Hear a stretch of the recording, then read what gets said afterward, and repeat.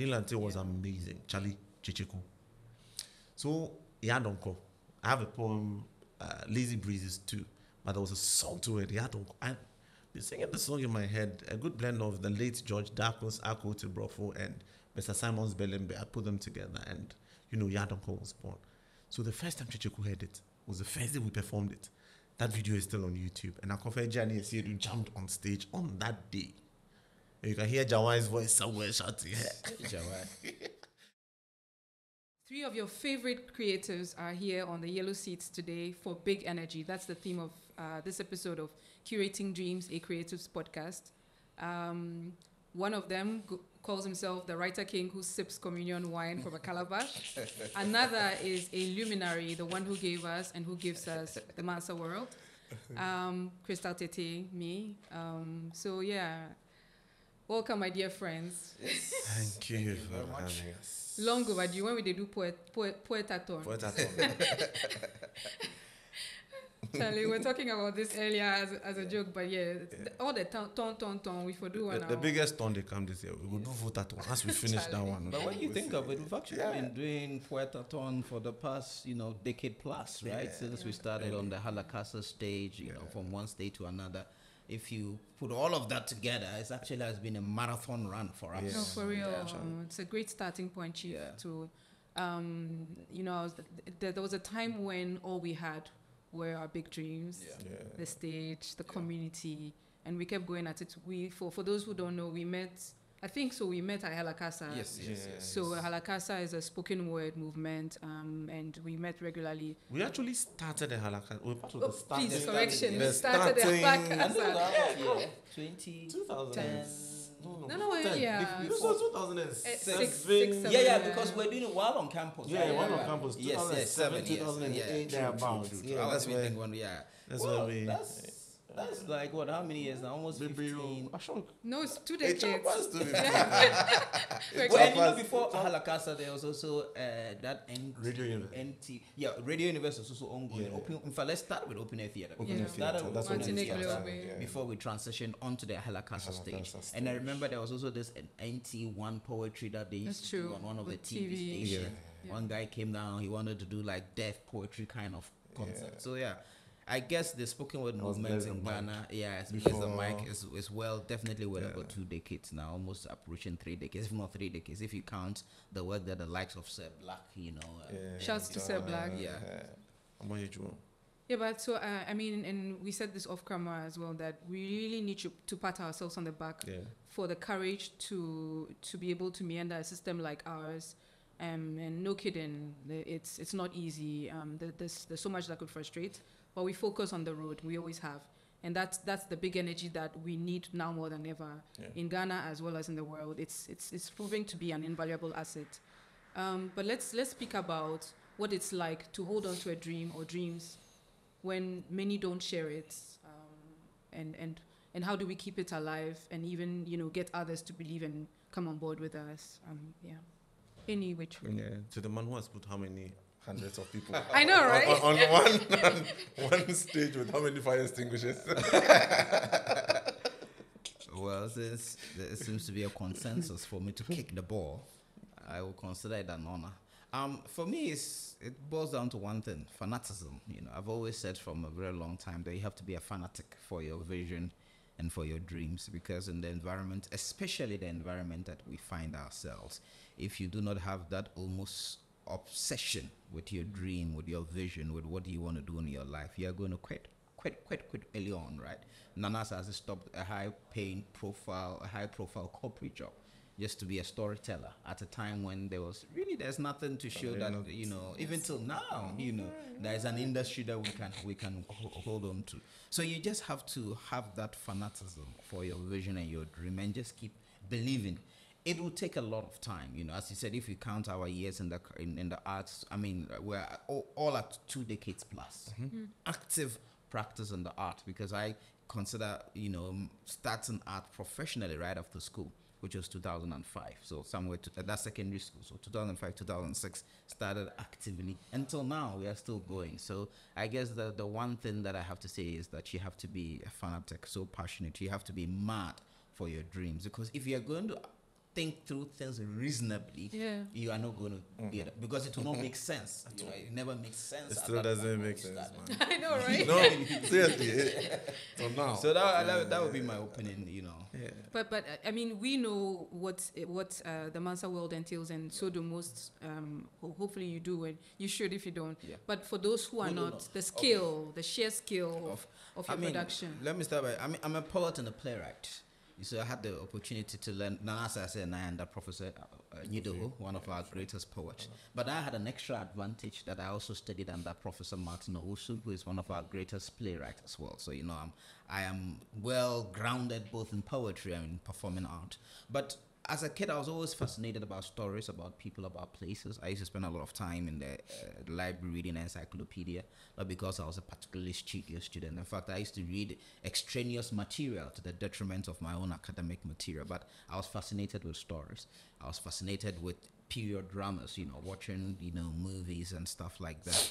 And I always wondered why we didn't have such level of exalted, if you like, content on our own African stories. So even from a very early age, I realized that there was a gap. So for that kind of storytelling that, you know, puts African stories, glamorizes it. You know, that's what everyone does with their culture, right? Our stories in such a way.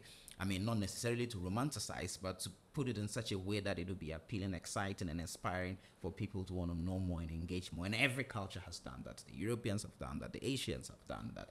You know, everyone has done that apart from Africa. So as I started education and I was learning, I mean, I just felt that there was an opportunity, you know. So even my poetry, you know, was history and heritage. So big ideas started with my poetry. And when I got an opportunity to produce theater, my first theater production was in 2012. We did it with a cast of 60, and that was a commission work to celebrate the 28th February Crossroads shooting heroes, you know, the martyrs who died for Ghana's independence movement, if you like. And when I did a particular period in Ghana's history, this was just about one moment in our history, it was so well received. I felt that, okay, why don't I do that on the whole of Ghana's history? And that was 2012.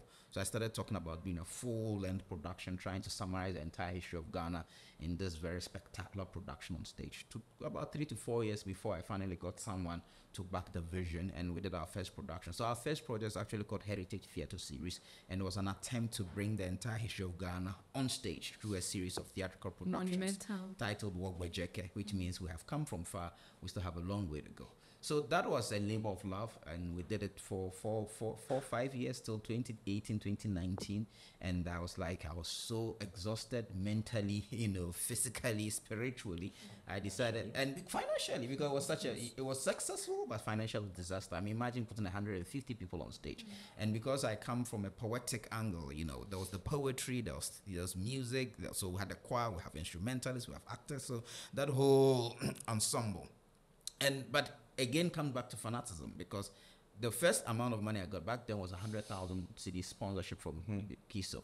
My budget was 250,000. Now, the sensible thing to have done was to do the production within 100,000 and still have some balance. That was a sensible business thing to do. But I was like, no, I'm still going to go ahead and do it as much. And I did it, you know. And we ended up with a huge deficit of 80,000. These days, I don't even know how much I paid for all my debts. But then, because I was able to do Okhiogbe, it gave me the vision to do the African version of Okhiogbe, which is Mansa World.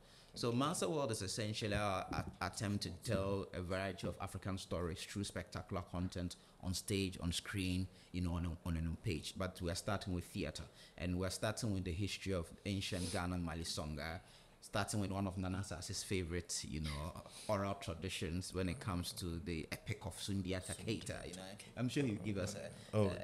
So just so that I didn't take a lot of time. So the Mansa World is really a storytelling platform for African stories, history and heritage. We are starting with West Africa, Ghana, Malisonga, those traditions. But the real key is to elevate those stories and put them as glamorously on stage as possible, as a way to assert Africa's identity and stories on the mosaic of the global storyboard, but also to inspire the continent and really to inspire hope and confidence in who we are as a people and what we can do to rescue this continent and inspire a renaissance, if you like.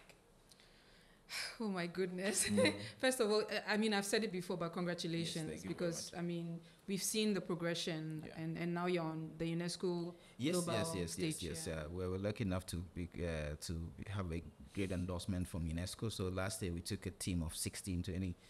Well, this 2024, 2023, just so that maybe people are watching this 100 years later. We took a cast of 60 to the UNESCO headquarters to launch the whole Mansa World project as part of a partnership that we're building. So yeah, regardless of the challenges, we still keep getting some very important global platforms, and we're working towards our main launch, which is going to be next year, 2025. Assassin inscriptions. Yeah. Mental pictures. Mental pictures, monuments, and what's the name of the board? The folklore board. Yes, folklore board. All of that. Charlie, big things are going.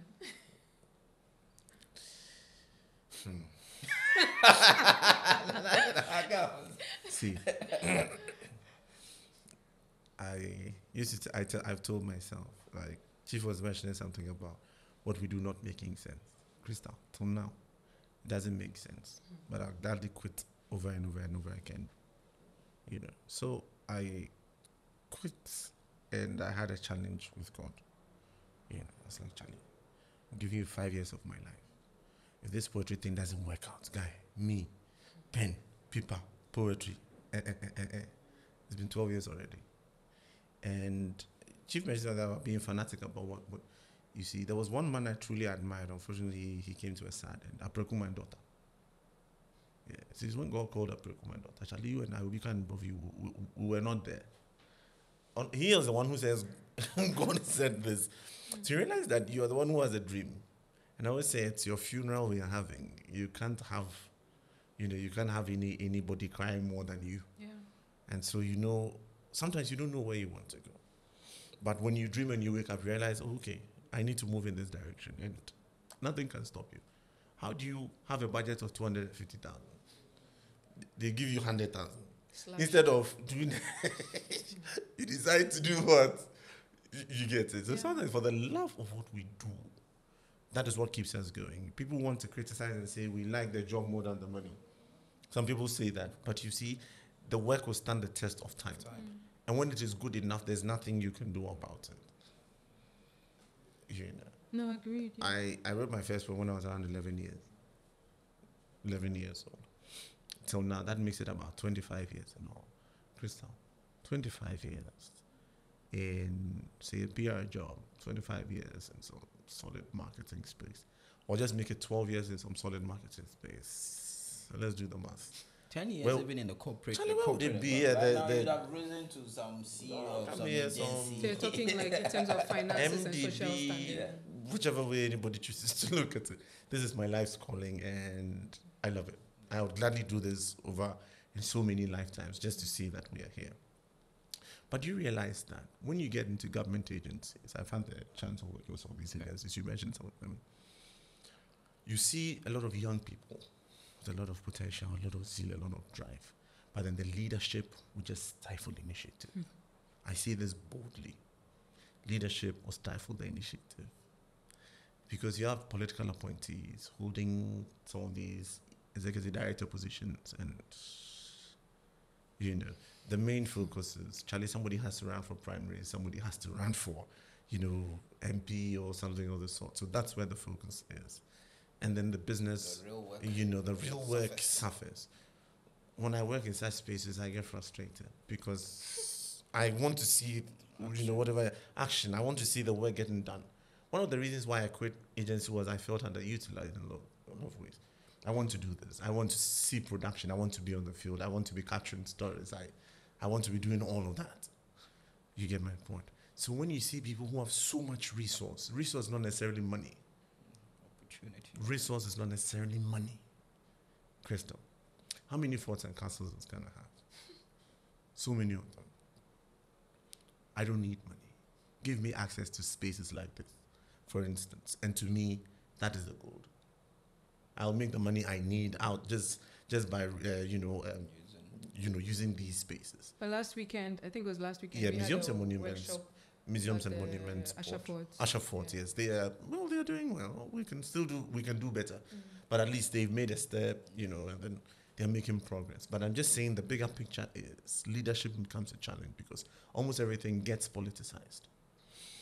The generation before us had the fantastic advantage of having the politicians annoy them or having a very turbulent political situation, and so their voices were, just. But now, we feel like and the African, very respectful, timid kind of thing, the way we were trained to be brought up, and so our art would only be effective from a distance, but from within, it was still political colors are put to virtually everything. Trust me. So somebody puts anything out there or has a little challenge. I remember when Chief did this, was it something? There was an issue with some Flagstaff House. Oh, Ghana 60. Thank you very much. No, Charlie. That was another. Nipana Yejuma, he has worked. Pay him his money or whatever it is. The person can't even talk about it anymore. Fine. Government owes everybody. Government will pay. It does not change the fact that somebody owes somebody. It was actually one of the lowest moments of my career. Do you get my point? Yeah, that thing was really. And then let me add to that because an important point so that we continue. Yeah.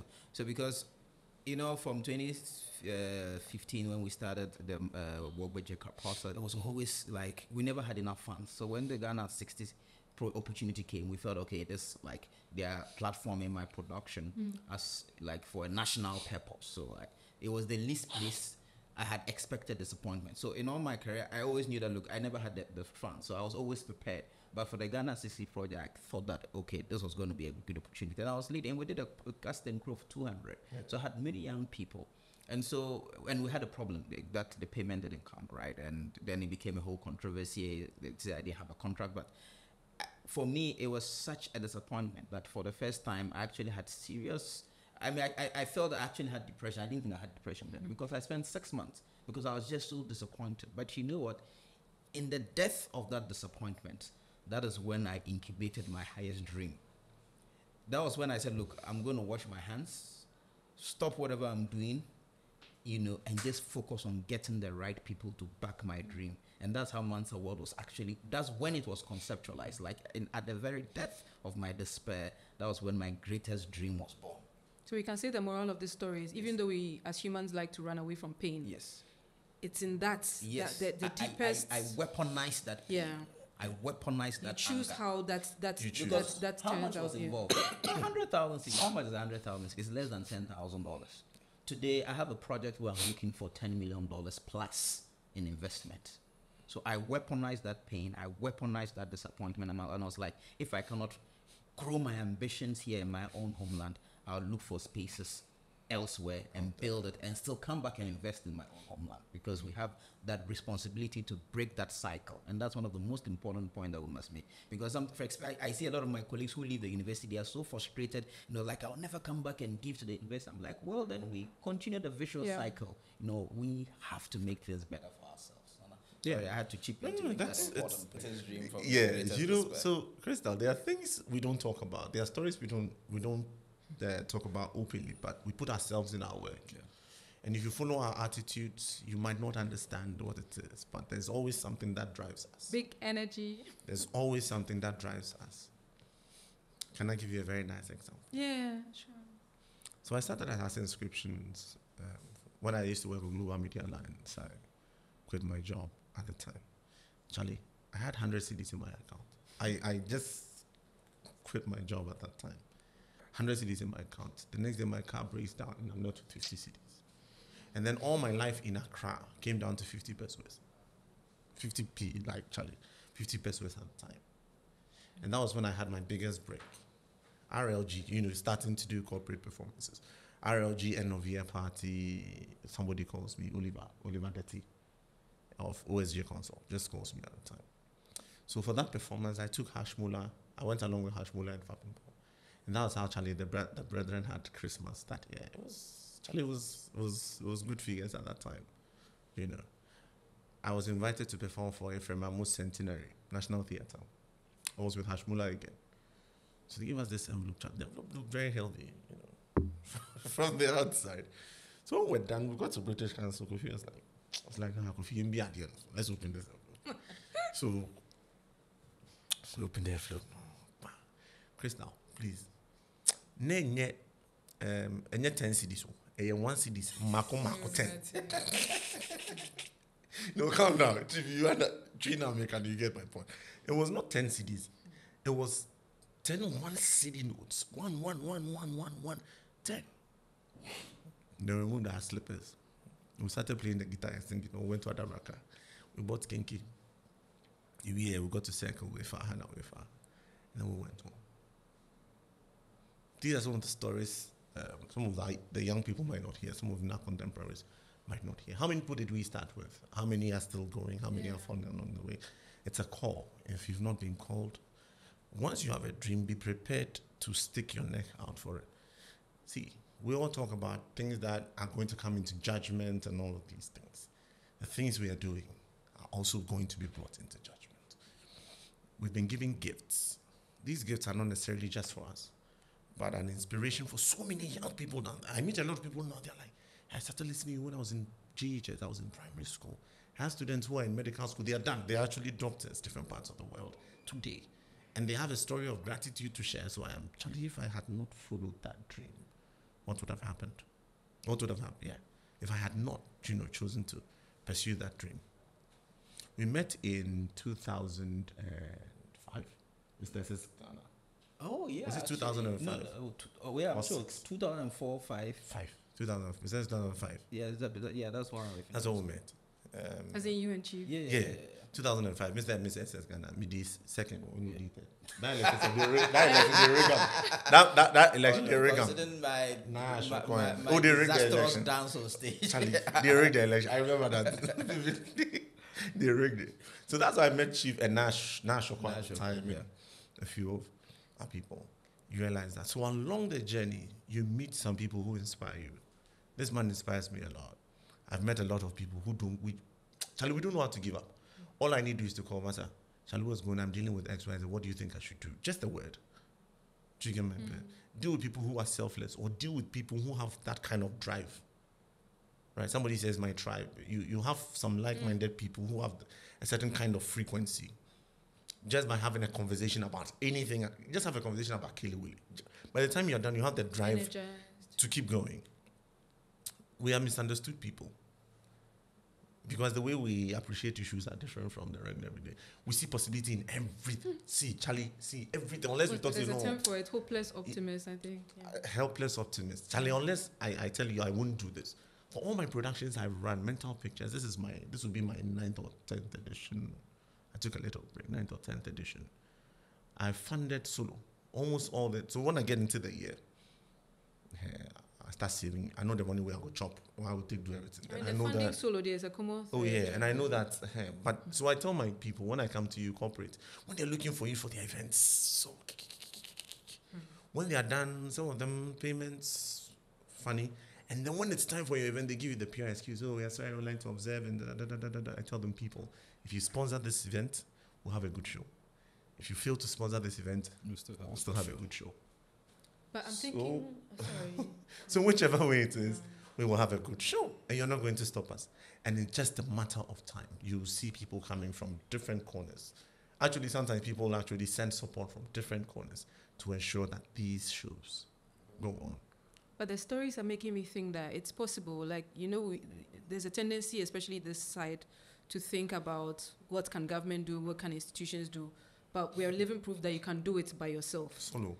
And then another thing is the bodies, communities that keep us afloat. Mm-hmm. You were talking about how you can call a chief, and then it energizes you. I just finished a writer's residency at LOTAD, Library of Africa and African Diaspora. Masa, I've written for decades, but the writing that I did during this, the quiet, the space. You're impressed with yourself. Let me clap. Like, it's possible. You shock your body. You shock your way feel. So that's one thing I'm interested in. The people or communities who keep us afloat, the people who open doors for us, because we know about those who close the doors. Yeah. But let's take a moment to shout out the ones who opened the doors for us. And then also the communities. I can say LOTAD, for example, is my most recent example for giving me a month residency where I didn't have to think about anything. Just wake up to library, books, fellow writers, food sorted. I mean, it seems like these are trivial issues, but you don't have to think about that. And all my mind is just on creative excellence, Well, Well, as I say, brute over that question. I mean, the importance of community cannot be overemphasized. We are all products of community because you have to start from a safe space in order to validate yourself and to build your confidence. And for us, open air theater, Halakasa was a safe space because it was just a community of poets, right? And we're doing it for the love and the fun of it, not because we thought we could make a career out of it or we could make money out of it. So starting with the Halakasa, and shout out to Seth Black again and all of those who were pioneers, for us was an important safe space to build our confidence. But for me personally too, I mean, I referenced, two of my lecturers. I mean, they were points of inspiration. Before I got into the university, I knew their works. So they were like literary rock stars in my eyes. So when I got an opportunity to learn, underneath them, it was a very inspiring experience. Until now, we are still in contact. Professor Anyedoho will still call on us at CNI to come and join performances with him. Professor Anyedoho is really supporting my work, trying to broker major introductions, which is important. Another person who gave me my first major break, recently I delivered a speech at the Ghana Culture Forum where I said everything connects to everything, or everything leads to everything. KSM was the first person who gave me a break on national television. That's how my career actually as a performing poet started in terms of career itself, because I used to do it for fun, right? So he saw me on one platform and said, hey, that's great, come on my show. I went on his show then. Back then it was called Thank God It's Friday. And after performing, I think that was around 2010. I remember that episode. Yes, right. I performed the Shaka. That day we used to do a lot of collaborations as well, right? He played the kora, and so he asked me to put my number, and people started calling me that, hey Chief, how much would you charge? We want you to come and do a program. Back then 100 cities, 150 cities, but it was an important opportunity. But guess what? One of the first corporate bodies I started performing for was Unilever, and I had performed for them for like a space of about 5 years. And guess who were my first sponsors for Okhiogbe JK? It was Unilever.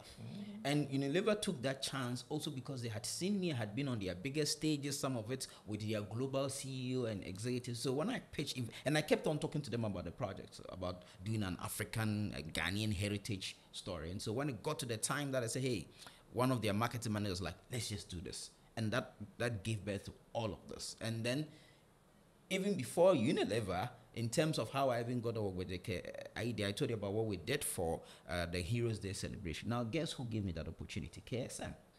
So when he brought me on his show, just by the poem that I did, which was a celebration of Ghana, our culture, and our history, he got this commission to curate a performance to celebrate or to commemorate the 1948 riots. And I just came to mind. And he called us, hey, can you do this? I'm like, exactly, I can do this, right? And so from him giving me my big break for poetry, giving me my big break on theater, you can see, the ripple effect. So everything really, connects to everything. And sometimes all you just need is one or two people amidst all the negativity, amidst all the challenges, who still trust you and repose confidence in you. And for their sake, you keep going. For the sake of our families as well, because we couldn't also have done all of this without our families. Some parents would be so insistent on you following a career path. But at least for me at home, even with all my talent, I was never under any pressure, to follow a particular career path. And maybe I may also acknowledge the privilege of peace of mind, because if I were in a family where I had to be the breadwinner, for supporting my parents, supporting my siblings, to go through school, I would never have had the luxury, and I call it a luxury, to pursue my passion, because then it would have been a matter of life or death. I would have had to get a job, a good paying job, to take care of responsibility at home. But just by virtue that my parents were alive or are alive and are at least capable of taking care of themselves and my siblings, it allowed me the luxury to be able to pursue the risky venture that I've been on today. And as it stands now, all my entrepreneurial work has not paid. I tell people I've been an entrepreneur for 20 years. None of my entrepreneurial works have made money. I don't think Anasa can sit there and tell you that any of his mental pictures have made money, because I've been part of the process. I've been part of the performance. I've seen what they are sold and ticket, but we are still going. So in terms of that, we have to also acknowledge that as probably one of the opportunities and the privileges, the family support, which has enabled us to keep going. Agreed. Yeah. Charlie, it's funny you mentioned KSM again. So I realized something. Anybody I go chasing after who maybe once chooses to close the door eventually comes looking for them. It's funny. So I had an audition with KSM. KSM was on an audition. Look, the longest... To be on his show? I think it was for something, some theater, drama, something. I got on the stage, and by 6-7 seconds, he had me off. And then it was in the scripture, in the year in which Uncle Atta died, may God keep his soul, President Mills died, I received a call. And that was KSM looking for me. I was like, Charlie, this guy who didn't even want me on his audition stage is looking for me? How did that connect? There's a lot to be said about timing as well. Look, I believe in divine time. When divine timing is up, nothing can stop you. Yeah. Look, so all these people now come looking for you. Another time, when Komla Dumo was dead, I actually received an offer to work for multimedia, which I turned down at the time. Tinanai, Kwesichuma, I'm grateful for this. So Tinanai calls me and tells me, that was when Manasseh had gone into multimedia. Like, my boss sent me, say, Charlie, if I don't bring that answer today, make a local office. He was this guy. I was like, me? Yeah. Fidelity Bank HR, John Hagen. Was it John? Yeah, John. At the time, it's like, me? Yeah. I showed her some things I wanted to do, some of my projects. She was like, I now understand the reason why actually this environment won't work for you. And Komla Dumo passed, God keep his soul. So while I was on that stage, there was somebody watching from Liberia, Mr. Crab, who worked with the UN at the time. Mr. Crab called, so he started hunting. Charlie, who is this guy? He started looking for him. Apparently it was his mom's birthday. So Mr. Crab was really one of those people at the time who shot me up. But all my journey, let me go back. Thank you to my family, my parents, making sure I was on the books. I was high on books. A lot of it. Thank you to creatives who have gone before, Homer and all the people. Thanks to Ejaku Nimo, thanks to all the old-time musicians, I grew up, consuming a lot of their work, not knowing what I was doing at the time. And then Lady Margaret Hinson, the late goalkeeper, she walked into the class, handpicked a couple of us, write a poem for me on books. But before then, Kofi Anyido was working his powers on me with the African Heritage Series, and Uncle Fritz Baffo was doing Sincerely Yours, And these were platforms that I really paid. I told these stories so many times over. Going to St. Augustine's College, met some fantastic teachers. Mr. Ishbeleshen, who we popularly call Abiku. There was Sir Moses Avutor, there was Ato Dawson. Moved on to University of Ghana. There was Mr. Bilson. Moved on to University of Ghana, studied with F.O. Wahala, that's what I call him. Dr. Maulia J, Professor Redu. Dr. Maulia J, yes, we have to these people were very inspirational. Dr. Jega, very inspirational teachers that we had at the time. Getting out of school, let me say thank you to Baba Kofi, AC Isuman Johnson, Mr. Joel Nettey. Should have done long list before. Joel, wherever you are, see that man, Charlie Joel is a man. Mr. Joel Nettey. Of the agency, right? Yeah. Joel Nettey, formerly of Originate Sachi. Charlie Joel is a G. Look, Joel just met me. I was like, you've been to university. Yeah, so you have a degree. It means you can think and we can do business. Charlie, forget the class you got. And that was how I got into agency. And my first assignment was to go on a documentary trip, and that was it. The deep end. That was how I was, introduced into the world of, telling stories via documentaries. And on my own, I've shot some documentaries. Thank you to that experience. In there was Clarence Amonte. Clarence was hard on me. I remember we did something for Stambik. Stambik was our retainer, Mr. Ndani and all these people. They were very inspirational at the time. So we had Stambik on retainer. Did an event for them. And Clarence was like, Charlie, do the report. We were done.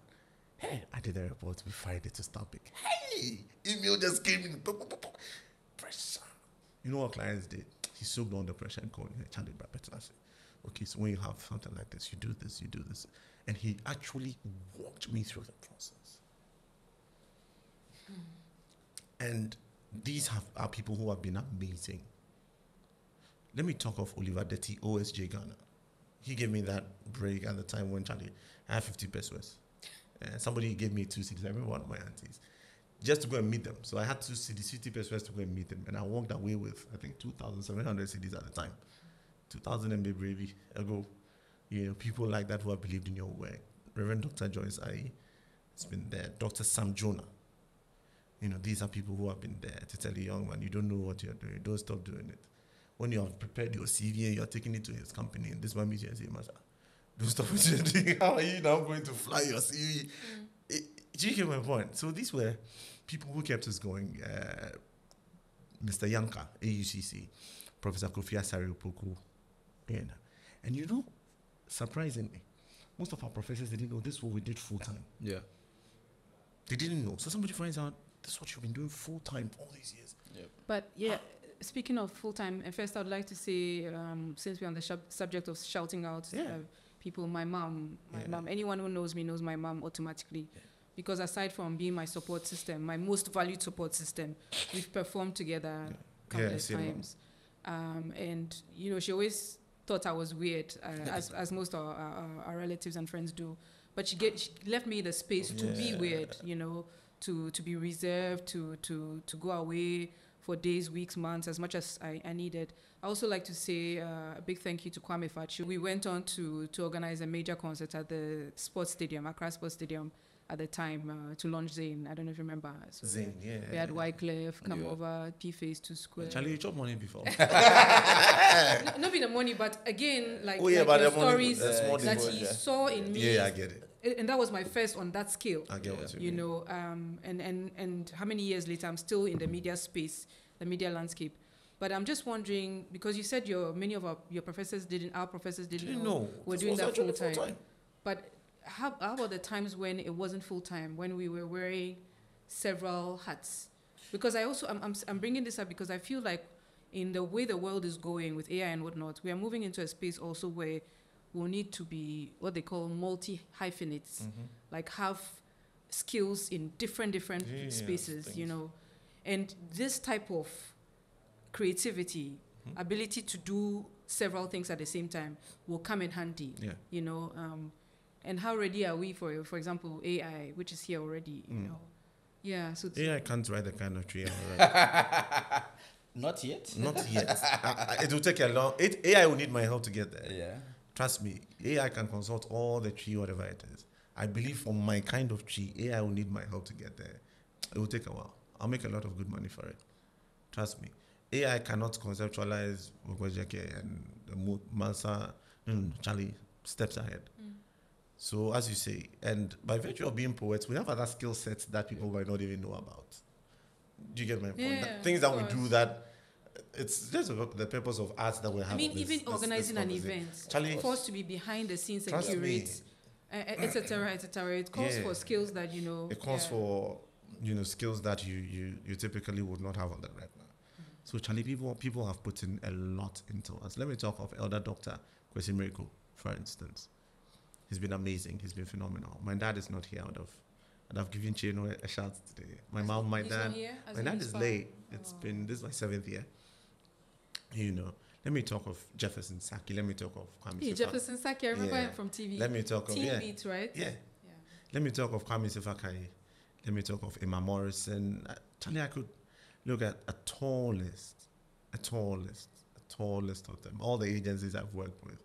Thank you. Who have confidence in my work because it's been repeat business, over the years. Let me say thank you to Selassie Daphne. Celsi has been Charlie, my ride or die. I started Assassin's Creed with Celsi. Celsi is still here. Hashmula, Alex, of Ayuko Drummers, the whole squad, the whole Ayuko Drummers squad. These are people who have really been there. And an exceptional media house, City. People thought I work with City. City TV, City FM. Oh no, Charlie, we say more day at the top. It be true thing. People, Charlie, they work. No, I will go buy watches. I buy watches. Walk through the reception. What you gonna ask me? Go and sit in the kitchen. You come with me to me sitting in the kitchen. Me must start to watch a vibe. No, then everybody joins in. So it got to a time when if you didn't know me as City, means Charlie, Oba and Che, be like Oba be 3 weeks and I 1 month to be. That's why you don't know me. City has been that. By the way, but there's a beautiful episode of you and our friend Apioko. The What's Cooking. That was just cooking too many vibes in poetic the place, energy. The producer got jealous. He can't really? that part. No. There's a longer, so Samens has been amazing. People in multimedia have been supportive, but let me just say, Samens has been amazing. When somebody is a father, he's a brother, he's there, he's just like that. Dr. Martin Okhiogbe, Writers Project. Charlie, God bless you so much. There are people who have passed. Neil Ante. But Neil Ante was one of the people who knew aside. Yes, and I remember his poem, Solar Matrimony, you know, and he will call you and motivate you. There's a Joamo, there's a two. Sorry, on Nilante. Last name, yes. On Nilante. Yes. He's, and still remains one of the few who have me so inspired and to perform, speak on my mother tongue. Yeah. This would be my father tongue. But his ability to master the language and deliver poetry in Ga was unparalleled. Nilante was amazing. Charlie Chichiku. So, Yadonko. I have a poem, Lazy Breezes too, but there was a song to it. Yadonko. I've been singing the song in my head, a good blend of the late George Darkos, Ako Tibrofo, and Mr. Simon's Belembe. I put them together, and you know, Yadonko was born. So the first time Chichiku heard it was the first day we performed it. That video is still on YouTube, and I confess Johnny and Siedu jumped on stage on that day. And you can hear Jawai's voice somewhere shouting, you know, in there. And Charlie, we could call a whole lifetime of people. And many of these names, they resonate because we have moved. And Charlie, thank you to you guys, because you should always have somebody to look up to, somebody who keeps you sharp, 100%. Sonny, Charlie, look, it's been. Another thing I'm interested in is, like, we started together, we could say that, and then we have many peers in the poetry circles, creative arts, storytelling circles. Sometimes we've had our down moments and sometimes we've had our good moments. Sometimes it's been stable. How do we keep from not getting jealous when it seems like someone's shine is on? Oh, this man, if you hit, I hit. This man, if he gets money, I get money. Do you get what I mean? The space is too big. The space is very big, and everybody has their space, everybody has their place. There have been times when, Charlie, there's a gig, call, Chief, are you available on this date? Or I call FAPM, are you available on this date? Because, Charlie, nipa bako. There's sometimes you're out of town, you can call somebody and refer them, you know, to go deal with another gig. So people are behind that, they feel like maybe Nana Assassins is on competition with you.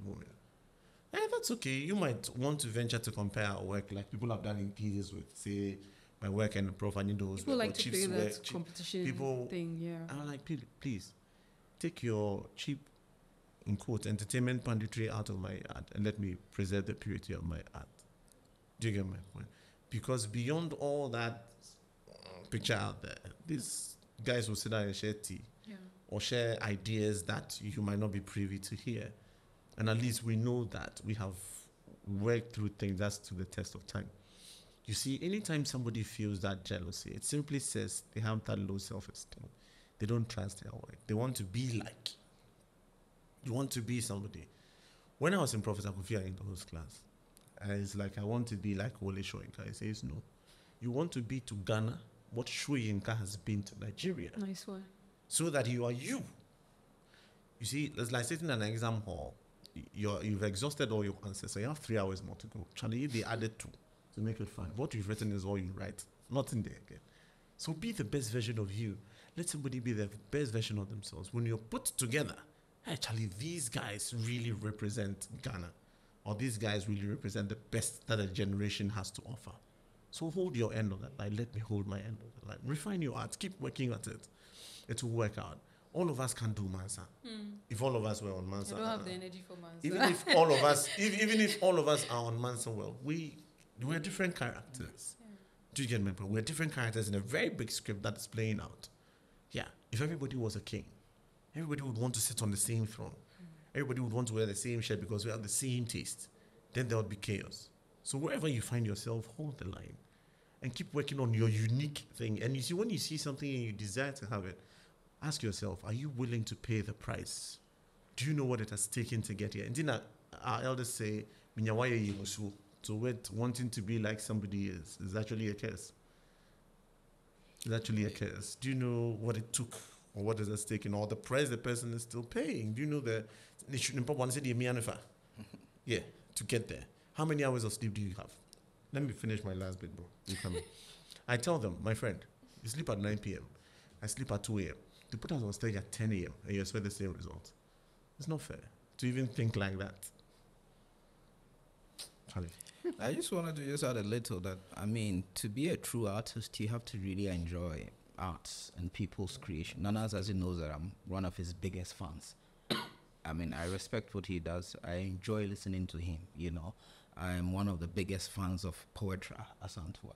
So if I'm a fan of your work, then there's no way I would be diminished, you know, by your successes. If for nothing at all, our successes should inspire us. If Nana Asase has seen me on a particular stage, he should know that it is possible. If I see him on a particular stage, it is possible. So I think they're just having a genuine interest in people's work and in yourself, you know. Then you don't have that room for jealousy. I mean, there are sometimes people who call me for a performance like, as for this performance, there's no chief moment. It's not Asase. You want a traditional someone who can play the tree, you know, that kind of thing. Right? You can just tell that this is the kind of, you know, no, you have to go for this kind of person, you know.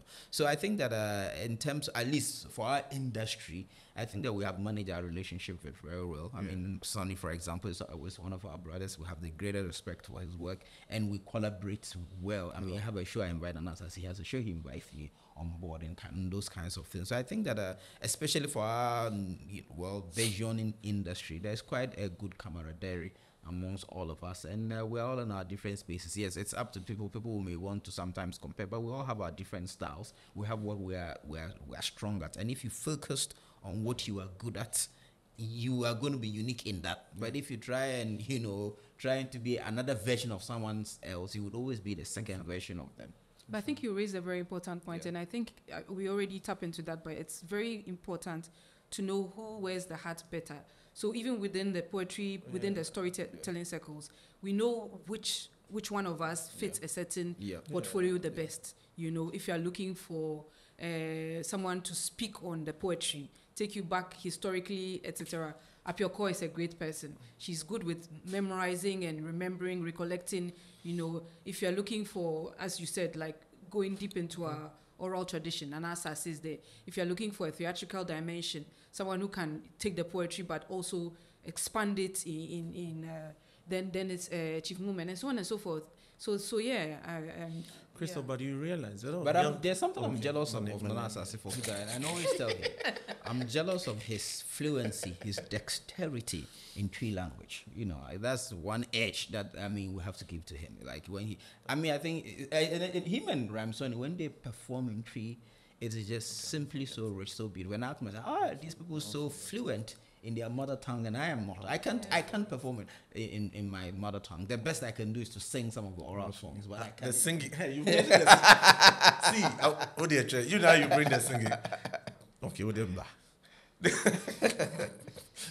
like who told me that? Atwanan said once, and I can't sing to save my life. But I say a bank I can't. It's working. I was going to say something. You said you can't. No, it's Chief.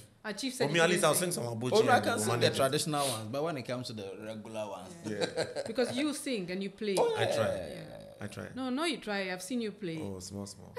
Because I had an event, a series at the Goethe Institute called Let's Talk Poetry, and so I knew he played, but then I had them set up the piano, and you killed it, Charlie. Do that thing. I know, right? It was just awesome. Because you see, they had this, don't touch the piano. Yeah. So me, I wanted to touch the piano. Look, a lot of young people coming up, you know, poetry and all that. Oh, I want to be on the. I asked him first question.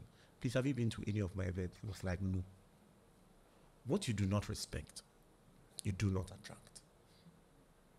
What you do not respect, you do not attract. Even if it's given to you, you would not value it. Do you get me? Yeah.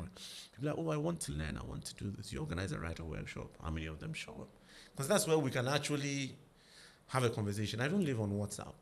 My DM is flooded or not. No, I can't live on WhatsApp. But if you're really serious, we have a writer workshop. Whatever anybody is asking you to pay to attend a writer workshop is probably take care of your refreshment. How much? 100 CDs. 150. Do you get my point? So let us learn. There's a lot of conversations to be had. We are still in the learning process. So when you're coming up, commit yourself to learning. But a lot of our young people just want to get up and happen. Like my friend, if you're put on certain stages, they will swallow you because you're not ready. They don't understand. I've given a few of them a bit of that experience. They get on the stage and then the freeze. Frozen lines now, yeah. You don't know what to You do. see Yeah. the caliber of dignitary seated and tension. Like, if he wants to look back and check whether he's actually there. So you're like, But then I have to touch on this point too, because it's also important for them to understand that you and I, we are not gatekeepers. We don't control those spaces. No. How did we get onto those spaces? Yes. And I tell the young people who come to me, like, your quality will serve you. Sharp. It's not like someone took it and say, put Nanazazi on this platform, put Chief Movement on this platform. It's someone seeing us on the platform, seeing that this guy is good at what he does. I'd like him on our platform. That's the best way. You have to, it's exposure. So I encourage young people who come to me, I want to do, say, yeah, take advantage of your immediate community, your school, your church, your community groups, whatever stage that you get an opportunity that you can perform on those a lot of it comfortable for free stages. too. Yeah, and when you start it will be for free. But someone somewhere will spot you. Look, one of the things that Anasazi and I we hardly ever do. Between Anasazi and I, we do so many corporate performers. I don't know of any major corporate organization in this country that we haven't performed for. But you will hardly see it on our Instagram or on our Facebook. Unless major events that we push. But most of the in fact, I don't even think I've ever posted a corporate gig. Like most of our corporate gigs, we don't put them on the platform. But we keep getting invitations. Why? Because the work that we do in this industry, it is referrals. Sure. It's someone seeing you and say, okay, this guy will be good on that platform. So I tell the people that, look, just use your own platform. Just whatever opportunity that you get. Because I can't take a phone and call an agency, oh, there's this guy, he's good, or would you want to put him on your platform? That agency themselves must determine. Or if that agency asks, do you know any young person that can do it? I say, maybe then it will strike me. And what will strike me is not what you have told me, it is what I've seen. Because I've seen you perform at Mental Pictures. I've seen you perform at, this guy is actually good, And then I did that recently. I had a big performance for Africa Prosperity Network, right? We had, over 6 heads of states. And, I was doing the opening theatrical act, and I wanted to curate something around, the youth and the fact that, the youth is a certain time bomb. It's either we nurture the energy of the youth, to inspire the development of Africa, or that energy implodes and destroys all of us. So I was looking for youth voices that are strong, that are powerful, that are almost explosive. And then it hit me. One of the young ladies who's now on the Halakasa stage, she won the national jam. Yes, no, not Twitter. I use Twitter and the other one. The one who won the recent. The one who won the recent. Even they did the women's one. Yeah, Ponkua or something like that. Right? You know that they have that explosive. So immediately they are the ones who came to mind because they fit the profile. And I called them, try and, and it was one of I would say their biggest platform to date because of that platform. It was a big platform, and we worked on it a little bit. It was with an ensemble, about 30 people, but they held their own, even though at some point it was difficult, but they were able to manage, right? So these people didn't come to ask me for a platform.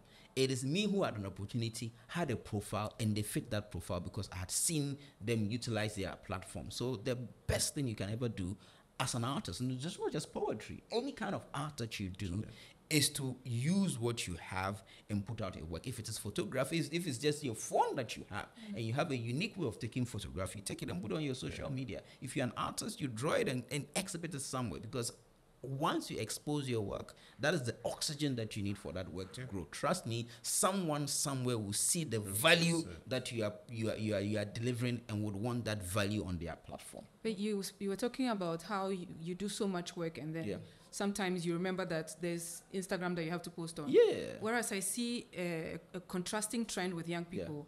It's more like going for the likes. Yes. So the youth is more in a hurry to post, to push for social media approval than focus on what's happening behind the scenes. Important. I stopped commenting on people's poetry on Facebook many years ago.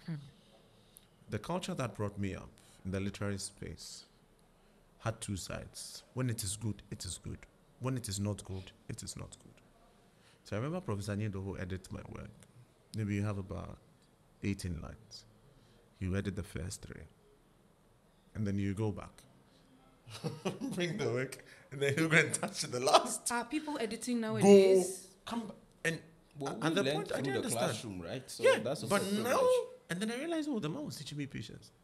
And trying to break that anything in you, Charlie, you need to be ready for this. Look, for this man to travel, he writes poetry, and then he'll send you an email. Please take a look at this. What do you think? Like, so what rights do I have to even be arrogant? You go on Facebook, you see some of because his friends, oh, well done. But I will now take my time and sit down. I want to look at things like your form for you. I want to look at diction. Then you start giving feedback, and the person feels like, if you need me to do that, people actually pay me to do that. So please, no, if you need or me at least to do take that, it seriously, because not everybody understands the Crystal, importance we of. play about everything I tell them. When it comes to poetry, let's not. If you're not ready, don't get into that space. Let's talk about everything. Let's play. Let's do all that. But when it's really about Game poetry, face on. let's get. I'm not joking. Yeah. Let's get serious. Give me a pencil. Let's start thinking. Yeah. A pencil is not a writing. A pencil is a thinking tool. Gives you the chance to change your mind. So if you're ready, print your hard copies. Get your pencil. Let's sit down. You don't leave me to do the work and send it to you like it's a magic. No. Come and sit and let us get it done. A lot of our young people are not really. Rhyme is a type of poetry, but it's not all about rhyme. And even if it's about rhyme, people don't know there's anything like median rhyme or initial. All they know is, And rhyme. a chevron and mass and then punchlines. But Chris, I need to highlight the point that you made, which is really very important. The point of trying to claim victory as early as possible. And I know that we're in a society that says fake it until you make it, right? Maybe there's some value in that. For us, we don't do that, right? And I know that there's a preoccupation to pile up, awards and, acknowledgement and things. Well, maybe for your personal ego, it may do, but in terms of long-term substance and success, you'll be missing. So I also advise people that, look, in this world, you are in a race against yourself. You are not we're all in a different lane. You are not competing against anyone. You are competing against yourself, against the time that has been allotted to you. So take your time and focus and do the work. Do the work. I mean, you can't overemphasize it. So I tell young people, I'm still a young person, but start early. Because once you start, because we started early, we started in school. So at least we're able to take advantage of our young years. But if you're interested in the social media glamour, then, well, you do that for a while and you give up. Because then it's not coming from a place of genuine interest. You've probably seen an Anasasi on TV or an Anasasi performing at a national event and you say, I want to get there. When we started poetry, if anyone told us that we'll be performing before presidents, we'll be performing on big international... It wasn't the plan. That was not even the plan, guys. It was never our interest. So what was the foundation? The foundation was an interest in the art. Yeah. It was an interest in the storytelling. As to whatever that storytelling will become, we had no plan. So if right now your focus is that I want to be on the big stages, I want to be on... then you may obsess on that and not actually focus on developing your roots and your foundations, which is important to even getting you there in the first place. So don't mind whether your colleagues are getting media interviews or they are getting media expo. Right now, so they even call us. We don't even have time for those interviews. I turned one down. Charlie, because Ejumano does so. Ejumano does so. So I tell people that if you are genuinely interested in this, and you know that the process would sieve the chaff from the substance, right? If you are really interested in it, you are going to do the right thing. You are going to focus on it. You are going to build yourself. You are going to build your land and never feel entitled to anybody's attention, anybody's time. If you request and they give it to you, fine. If they don't give it to you, keep on going, because at the end of the day, you are the architect of your own destiny. Sometimes you have a lot of people that, I'm a writer, I want you to check my works, and they'll send you like a whole PDF with 100. I don't have the time. Honestly, even my own work, I don't have the time to write it. So, and I tell them that be patiently persistent. Yes. It's not like you send me something and tomorrow, have you seen it? The next day, have you seen it? No, it doesn't work that way. It can take me 5 years to actually look at your work, which is fine. Because how many of us buy books? We go to the library, we go out, we always buy books and we come and put it down. Yeah. But sometimes you buy a book and how many years does it take you to read that book? Because sometimes even dealing with poetry is not like regular work that you just take. It's not, I don't know, it's not a newspaper article. You have to be in a particular state of mind to be able to read and appreciate poetry. I can't read poetry like I'm just reading words written on paper. I have to be in a particular mood. So you send me, like you're writing an article. So you can send me a poem today. I'm just not in the mood to read, to deal in that, to be in that mental headspace, because poetry is being in a mental headspace. So I'll buy a poetry Santue's book, and for 6 months I haven't opened that book. But one day I wake up and I feel like it, and I just take that book. And, within a couple of days or even the same day, I would have finished reading it. Or sometimes I'm in a particular mood and I'm like, I need to go back and look for this poem. Yeah. Or go and watch this video. Because it's the kind of work we do is about feelings and moods. It's not as, mechanic. No. It's not. I think about her a lot lately because she has a particular skit that keeps playing in my head. Yeah. This country will kill you. Yeah. And every time I'm frustrated about something that's happening, I'm just like, I hear her voice. This country will kill you and warn you like it missed you. I think those are the lines. Yeah. But and big up to poet right now. She's been doing fantastic. I'm so genuinely happy, inspired. And at the end of the day, as I said, you can't be a true artist if you don't enjoy art and other people's art. The spaces at which she's going, the community that she's building, her money projects, and I think that she's a perfect model of what you can do in this industry, how you can chart your own path. Hi, poetry. You just said that as if she was sitting, here with us, right? So yeah, big ups to poetry as well. Yeah. So we shift gears to any and everything. Yeah, any and everything, but.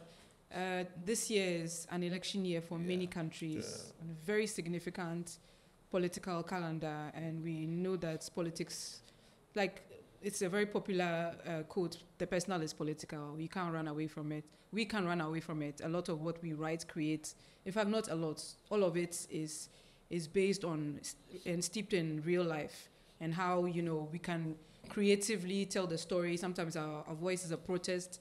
Sometimes it shifts whole generations in their thinking, in the movement, etc. Yeah. So what are our thoughts on the duopoly festival in Ghana? How we are going to shift with these changing times? What to anticipate? Predictions? Lotto doctors. Just kidding. Okay. On a lighter note, so before we started, we were talking about Poetathon and when we're going to do it. I told you guys. We have a votathon. That's like the major thing. Let's finish it, and then we'll get it done. This year, everybody is trying to create political tension, but personally, I don't feel it. I hope we would maintain this kind of mood till election time. It would be, less pressure, less stress. It will be interesting to see if there will be any more entrants into the political space. Otherwise, I feel Cheddar's entry into the political space is interesting. From where I sit, he presents a certain kind of youthful dream that outlives what NPP, NDC is looking to do. I see an African and Pan-African movement,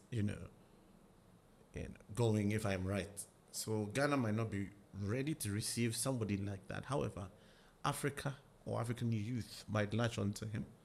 Not in a partisan political way, but, as an icon who represents a lot of things. Well, he's still espousing the things he hopes to do. And there's a lot of pushback regarding Cheddar. Oh, definitely. Because of his past, if you will. Definitely.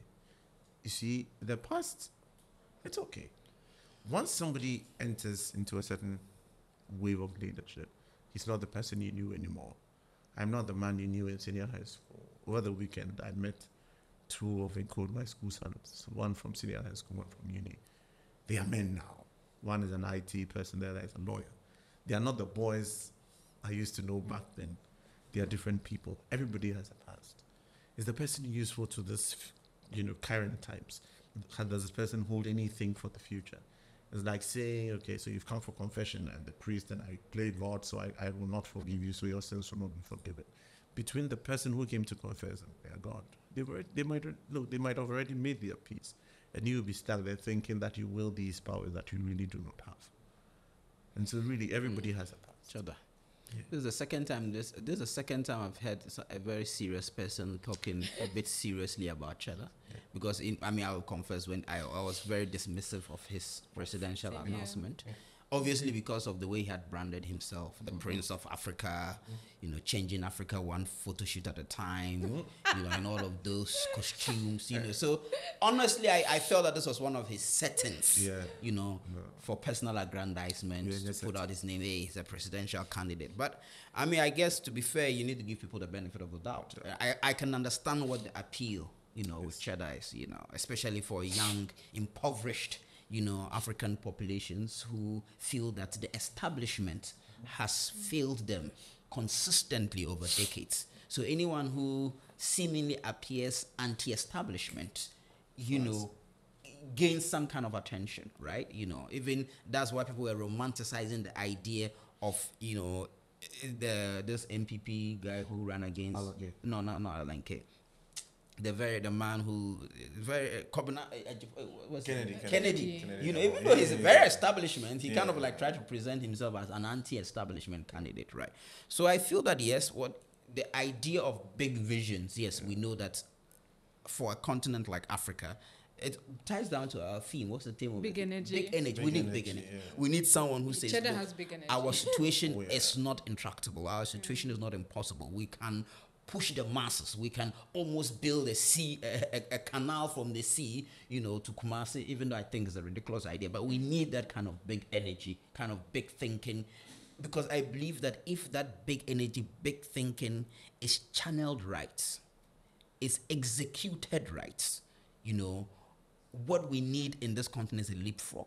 We need a dynamite to change things. Nkrumah was a dynamite. He dreamed of African liberation. He dreamed of leapfrogging Ghana and Africa from third to first world. And it reflected in the things that he did. So like Nana Sasi says, I mean, who am I to judge a man and his character and his dreams?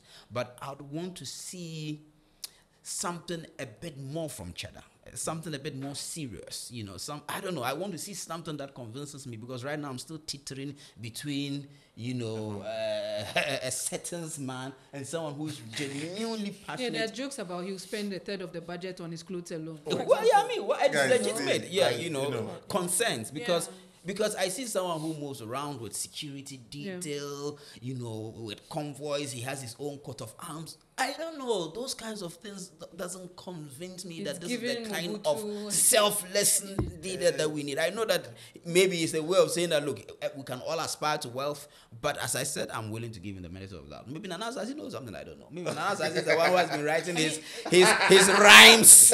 One Nana Sasi, before you come in, one of the critiques I've heard in the circles is the source of his income. Yes. But if we're playing that card, then it goes against almost every other politician we've met. Yes.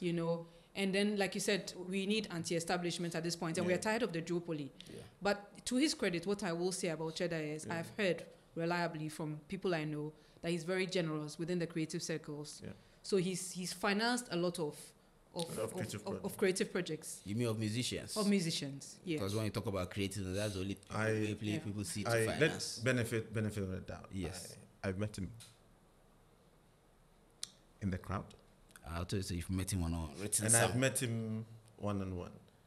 When I approach people, I'm looking for the quality of the human being. The quality of the human being, not necessarily what this person can give us. Now, I need somebody to operate this camera, or I need somebody who has a camera. And I remember that I know somebody who owns one. It takes people to make systems work. So beyond all the flashy and all of that, Charlie, there's a fantastic young man with a certain adrinkesi. How do we call adrinkesi? It's, big energy. Trust me, very big energy, which is slow. It's a kind of fanatism, right? Which you talked about. Very consistent. Very consistent. I see a Cheddar not probably happening in this election, or maybe 2-3 elections down the line. There's a long way to go. And obviously we say NDC has failed us, MPP has failed us. All politicians are from the same mother. Yeah. However, I want to criticize it. Sometimes we even feel we brought politicians to be some evil people, as though they don't live with us. Special breed. Like they don't eat the water we eat, they don't live with us, they don't. And the rot which has been established it benefits everybody at some different point. So when we really get to the point of, Charlie, let's change it, then we're all accountable. You see some reluctance because at the point somebody is plugged into something No, and we all are of all that. accountable. Look, imagine I'm the Minister of Tourism or Deputy Minister of Tourism, Arts and Culture. Then, of course, poetry is going to be a big thing on there. Not my fault, but it's who you are. it's something we have been pushing for. So why not? If you're in the Your space where positionality, you can make it happen, your debiality, you can make it happen. It's this question. If you can make things like that happen. If I was sitting in a certain office when my brother had the Ghana 60 Wahala, of course he would not have had to go through that kind of Wahala. Do you get my point? So the system benefits everybody at a certain point. Oh, my Mama is like this. Hey, but let me ask a very logical question. Do you expect the price of bread to be same for 5 straight years? But I cost so crowded though. Debbie, for 5 straight years. You see, President will regulate bread prices. Sorry. We are part of the headache. Look, when fuel prices shot up, transport prices shot up, people shot up food prices. Now, fuel prices were brought down. People managed to bring transport fares down. But food prices were still up there. In the name of, we bought it at the time when it was XYZ. To sell it shorter, would be shortchanging ourselves. Don't we have a lot of control over Yeah, but I agree with you. There's a point of personal responsibility that we have to wear for the challenges we face in our country. But obviously, there's also a point to be made that the biggest responsibility lies with those who have the power. Yeah. Because not all of us have the power. Yeah. We don't really have the power. So we entrust the power in a group of elected leaders. And these elected leaders actually nominate or volunteer themselves for that position. And so the greater responsibility to change the destinies of our country lies in those who have the greatest power, which is the political establishment. So whereas I myself say that at the end of the day, it's a system that we have created, and if we do not change that system, anyone who goes into it will be compromised by the system. We would still hold the political leaders accountable because they have the greatest power. Because we're building a country or a political system where people are fearing that the system would implode. Because if over and over again it is not delivering on the aspirations of the people will rise against the system.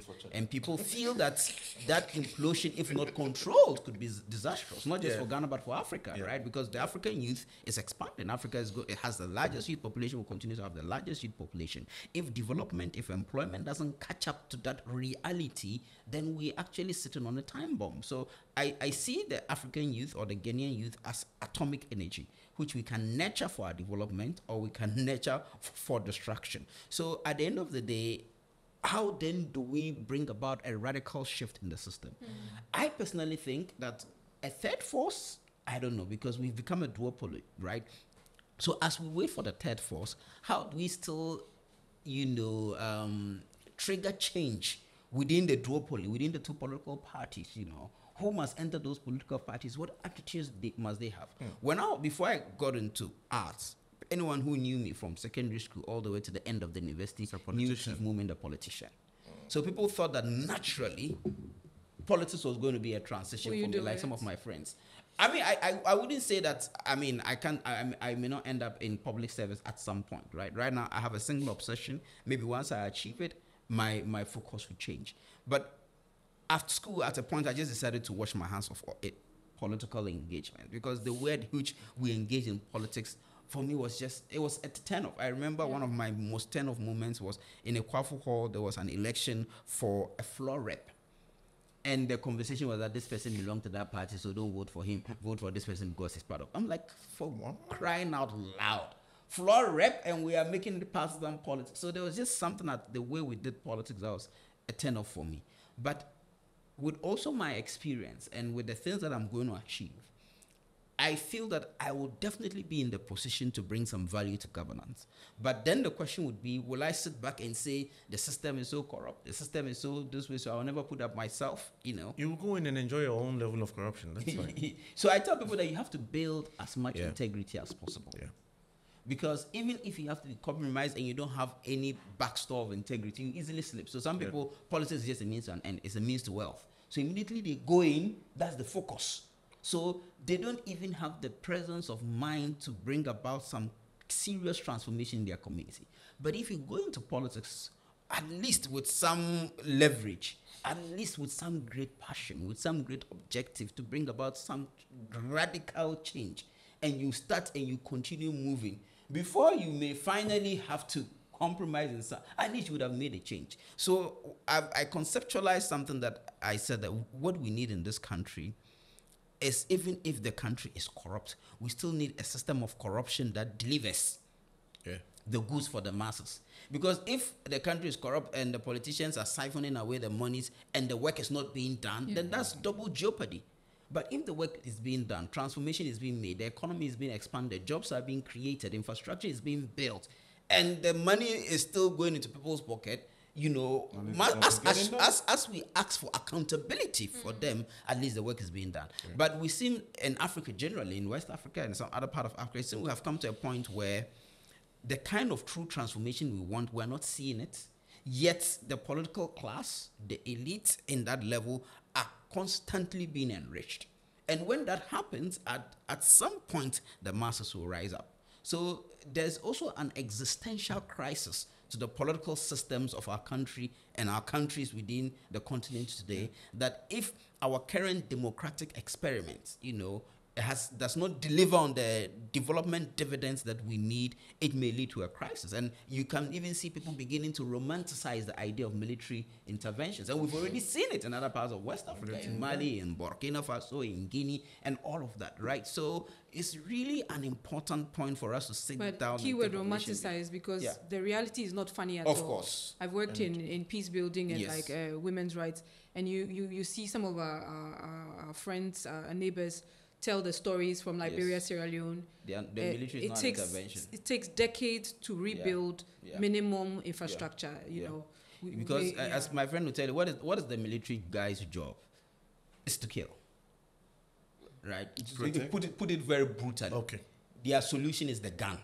Yeah. So when you give that person power, the only thing they know is to use the gun, is to use force. And we even see it, you know, how the military has, you know, responded to seemingly very little civic issues, right? They'll send the military, they'll go and brutalize the people. We've seen how the military are a law unto themselves. They believe they have the right to discipline, you know, the civilian population, even some of them leading to that. We've seen that. So, and we've actually had military governments before, and we've seen the results of that, and we've seen that experiment in other places. So, for me, the military has absolutely no business in governance, because the experiment that we have in our part of the world shows that invariably it leads to misery, it leads to death, it leads to destruction, because the mindset of the military is use force to, you know, to make the people responsive. And that's exactly what they are going to do. And they don't necessarily have the kind of skills and competence. But some argue in favor of the discipline side, the discipline of the army. Yes. You know, but I agree that. But what has the discipline led to, right? So that's my point. Yeah, you may have it is a facade of discipline, because it is fear that they would instill. What that, you know, when you look at the even the revolutions in Western, you think of revolution in Russia, you think of even Chairman Mao's revolution in China. I mean, there are a number of people who died for them to rebuild their country. And I'm asking, is that the kind of revolution that we want? Are we willing to make that sacrifice? Well, we've made that sacrifice. We've seen the death and the destruction. We've seen it in Sierra Leone. We've seen it in Liberia. We've seen it in Congo. We've seen it in different parts of the continent, you know, and we're still seeing it. We've seen it in Libya. How has that led to systems and structures which have, you know, led to the development of our world? So if a revolution must happen, it must happen internally, and it must be controlled. Some analysts feel that, yes, the system will get to a point that it can no longer hold, because corruption is getting more corrupt. Today, you hear about politicians talking about $1 million as if it is chicken feed. Chicken feed. At home, in cash. Yeah, you know, as if it's chicken feed. Even abroad, even in the US, in the West, $1 million is a big deal. But today, here, this amount of money has spent on the 1 million, this person has embezzled, and it's normalized. So we are normalizing the rate at which people are becoming corrupt. And when that happens, it will come to a time the system will implode.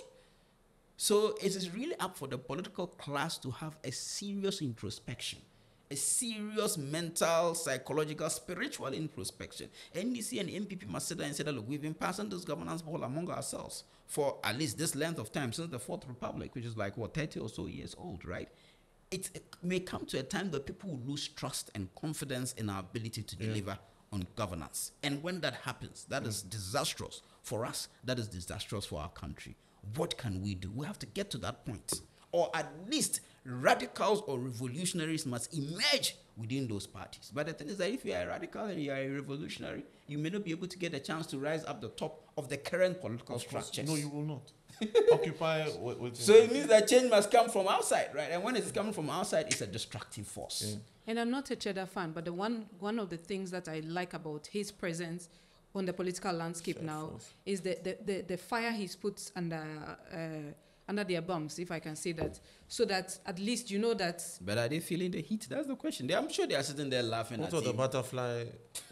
I'm sure the politicians. I'm not sure that the politicians currently take him seriously. They don't see him as a threat. Because they've all been with him. His Cheddar Cheddar has been around them. So that fire, it may be, as you said, igniting in the youth, but it hasn't yet translated in them feeling it. Or perhaps give the audacity to a few other young people in coming elections. Yeah, maybe. But the butterfly guy was a favorite for many people. Yes, Alan Chamantin was. But everybody has their own. Yeah, who works with Alan? He says, and it's the same thing that they're saying for Cheddar, that it's a movement to open up a third force somehow in the country as a challenge to the current. So my point is, why didn't he start off a long time ago? And it was just because he was denied. Something must trigger something. Something must. Maybe he felt that the current system would not enable him. Currently, well, I don't feel the butterfly effect. Me neither. I think he's lost credibility from the way. I feel that. I wouldn't say he's lost credibility. Whichever way it is. Ira? Yes. Ira. Did you know he was Alan K's younger brother? Did I know he was? Do you know he was Alan Chamantin's younger brother? Okay, the late Ira. Yes. Oh, okay. Biological. Oh, okay. Yes. Interesting. We'll have that conversation off Interesting. camera. And so when this thing came to top up, it did a lot for me, because at that point, Alan Chamantin just fizzled out for me politically. You're part of this system. All of a sudden, you want to consider third force. Is it because, or you were planted in here to learn the ropes and, that kind of MBA thing? Maybe I actually. Oh, but he keeps on saying that he's never felt entitled. I mean, his people may have said that, but let us not say, let us show. And everybody is entitled to how they would interpret it. Anyway. Some things are so obvious. There are some things which are so obvious you don't even talk about. So your point is that he's not a force at this point. Well, maybe. And people were feeling that his departure from the NPP would even cause such a quake in the NPP ranks. So even within the NPP, I didn't really feel that shake. And so to now look at the national scale, well, you will earn some votes, but... I was hoping for the younger ones like Senator to test. To test and to test. I'm sure she may eventually end up, rarer. Sam George eventually? You want Sam George? I'm just asking. We are playing. Well, I feel that there's some George with his big energy, if channeled right, because he has fought for the family bill. I personally am against criminalization of, I think it's counterproductive actually. And let me probably have a bite at this from a strategic point of view. So a couple of years ago, when the LGBTI office was open in Accra, I sat by and I said, big mistake. Because you have to understand the environment that you are in and channel your advocacy appropriately in a highly conservative environment like us, where PDA is even frowned on. When you open up such an office, you are essentially galvanizing the opposition. And it's just by that singular act, even though people were against talking about homosexuality, but it wasn't but by just that singular act of opening that office, that led to all of this process, now leading to this bill. So I asked myself, have you achieved the objective? But in the same vein as well, when they started enacting this bill, my point was that big mistake. Because again, you are going to radicalize the liberal forces. You are going to radicalize, attention onto your country. and say, okay, Ghana is now becoming a country that is taking stringent measures against the LGBTI community. What can we do? And feeding animosity against the community that was not there. Yes. At least not to my recollection. And so I actually think that's the best way. But yeah. I think that the best way. Look, Nana, I think that the best way let's to actually normalize the LGBTI advocacy community is actually by enacting laws like this against them in this current dispensation that we have. This is not a theocracy like, the Arab world that people will like to point out to, who are all self-sufficient, right? And if you look at every country in this world evolved from a conservative environment. The West that we like to think of themselves, even till today, have forces against, homosexuality, right? Or they themselves enacted laws. I mean, I find it so funny because I look at some of the things that people are advocating, conversion therapies. I'm like, these are old arguments that people have. So for me, I think that in Africa today, and specifically in Ghana, the best policy right now is don't ask, don't tell. You don't criminalize, neither do you legalize. Because once you stir the hornet's nest, it's going to bring the thing to the forefront for discussion. So that the community that is existent is not antagonized. And, those who are also against it are also not antagonized. Maybe it's a romantic way of dealing with the situation. But I feel that is the reality that we need in our part of the country. But and that bill will not solve that. Arguments that, like this whole trend within our political dispensation of trying to, not trying now, we are passing it, but was financed by extremist groups, far-right groups in well, I wouldn't say, people have their ideological stance. Now, and let me connect this to the international arena. And I know you are waiting for your bite at this. I'm very patient. Life is all about balance. When society becomes too conservative, there's a liberal pushback. When society becomes too liberal, there's a conservative pushback to establish equilibrium. The Western liberal society is becoming too liberal, especially now with the gender ideology. Especially now with the ideology of the transgender movement, and especially now with the idea that even acknowledging what womanhood is a problem. That's transgender ideology taken to an extreme liberal left is propelling a whole rise in conservatism. And people who were in the middle or people who were just, are now having to take sides. And that's the challenge with this. So there's now a whole conservative pushback, again, even in the West. So in that active environment, there's going to be a fight of ideologies. So these family groups, religious groups, or whatever groups feel that, look, if we will not stand up and advocate for our rights, the world is going in a direction that is completely contrary to our values. And so there's going to push back. And how do they push back? They push back internally and internationally. Because then they are also interested in protecting, essentially their worldview. So yes, it stands to reason, or it is not unreasonable, that they'll be supporting efforts around the world for conservative values to be upheld. Just as how it stands to reason that liberal organizations would also be funding all sorts of, campaigns around the world. So you hear people in Ghana say that all of the professors who are talking against the bill are being sponsored by, the gay lobby. We just make sweeping statements like that. And you hear at the other side to people saying that, yes, all of these guys sponsoring the bill are being funded by the conservative lobby. I think that the more we give oxygen to the matter, the more we're actually normalizing. And that for Africa today, we have to be really strategic. And we require a certain level of sophistication in our statecraft. And unfortunately, I'm not seeing that. What I'm seeing is more, fire and brimstone, right? And I feel that we are doing that to placate our own self of identity or what our values are. But the real work that has actually to be done, if we actually say that this is what we are against, we are not even... I think we're getting sidetracked a lot. We're just... There's a lot of work to be done. It's just a lot of noise for me. And for me, that doesn't translate into real impact.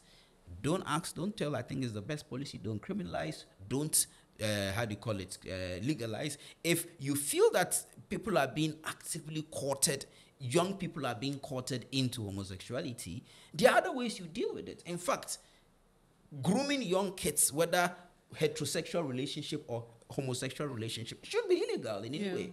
It is not as if grooming a man grooming a young girl is much more permissible than a mature man grooming a young boy. They are all equally abhorrent. Yeah. And so if there are laws that you want to put in place to prevent that, let those laws address those particular issues. But I think that this bill ultimately, I feel, will not deliver on the objectives, and probably may even be in the interest of the LGBTI community, because then things have to get to a head before they are resolved. So this is a way of breathing light to their plight, bringing it might be a attention to breakthrough their for issue. the rights of LGBTQI. Yeah, actually. And if you study societies across the world, I mean, the US didn't wake up one day and the US had to enact laws to protect the rights of this community after laws had been enacted to deny them their rights. Same as rights of people, African American people, and then the progress or the setbacks that existed before coming to where we are today. So if it's to end, so don't worry. Since he's a man of an asophu, if we feel that this is against our religious norms, then let us use the appropriate institution. What are the appropriate institutions? The churches and the mosques. Yeah. Let us use those to entrench what our supposedly religious norms are. But this is not something for the law, I think, at this point to deal with. We're secular states. Yeah. You see it. When an armed robber, suppose armed robber kills somebody, he has been murdered. When the police shoot an armed robber, what happens? He died in a shoot. He has been, you feel, I don't know, we've been tuned in such a way that when such a situation happens, sometimes you don't even feel you don't feel like a life has been lost. I don't know if it's just me. Yeah. When the police kills an armed robber. You don't feel that the person probably deserves it. In a way, even if you don't feel the person, you don't really feel it much. It's the same when you watch movies and like watching what's unfolding in Gaza, for example. No, Charlie, that place, if you go past there, that's another conversation. If you go past that place, Charlie. See, when you watch movies, see the blue man and the killer and the cruise captain. You know there's a difference between the killer and the cruise captain. So watch movies, see blue man will come, then cruise captain will hit them. As he killed the cruise captain, they really feel anything. Or he killed the killer, then I get see Charlie. Look at that morbid sense that has been, ingrained in us, ever since we were children. It's what is playing out with this whole LGBT one. My simple matter is, please, what you choose to eat should not be my headache. It should not necessarily make me want to eat what you want to eat. I've had issues with people on all these shows trying to deal with sexual orientation, very sex-explicit stuff. It's not wholesome. It's not even as typically we would, these things are issues of privacy that you don't want to have such conversations about. However, if you stand in the pulpit and you want to preach, these things, or use the mosque, and preaches all these things, it will still come out. These people will still kick back and say, look, somebody is trying to infringe on our rights by trying to talk about these things. You see the way our political leaders are able to go to church. They go to the mosques. They enter everywhere. They are accepted. Though we have our personal views on, Metwama women talk on, but Charlie Oba, you're begging that to me. We give him offer prayers for this one. And then they'll do the same for the other person who comes. Let the best man win. But deep within them, they know who they would want to support. So these are not things we can sit on the fence about forever. Nothing really new on the other side. What has happened in other countries? Do you get my point? It's just, for me, the way some bodies are trying to bully their way around it, like the US ambassador passings and comments and all of that. Sabi, untumin ra obi fie enko. What has the US ambassador said? What do you mean? There will be financial repercussions, something to that effect. It's high time. Like, we're talking about needing, that. Yeah, but that's the thing. If you are going to take money from people, it's their value. At that point, is she representing the view of the U.S. government? Yeah, that's or what it is her own view she's expressing? I'm not sure the U.S. Because even in the States, there are some states which do not, fully accept this. Yes, I know and I agree with you. But I also think that we have to make sure that there's clarity in the things we argue about. Because when you listen to the discourse, it's as if the West is standing in front of us with a gun to our heads and say, legalize this. No, that's actually the discourse. Yeah, that's how we see it. That's a picture they're that actually is being... advocating that we should legalize this or that. Then that's the picture. But that's actually not the discourse. The discourse is they are reacting to a move that we have made to criminalize. And not everybody is even reacting. And it is within their right to express what their stand is. Yeah. If I'm as a Muslim, I'm giving you charity, and I don't drink alcohol, and you come to me that, oh, you want money to buy food.